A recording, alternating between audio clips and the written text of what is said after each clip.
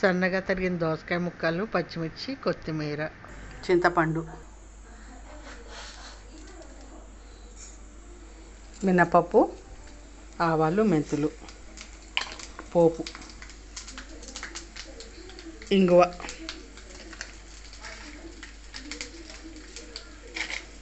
ఎండుమిర్చి,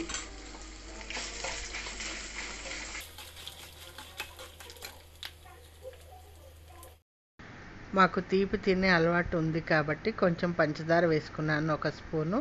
మీరు పంచదార ప్లేస్లో బెల్లం వేసుకోవచ్చు.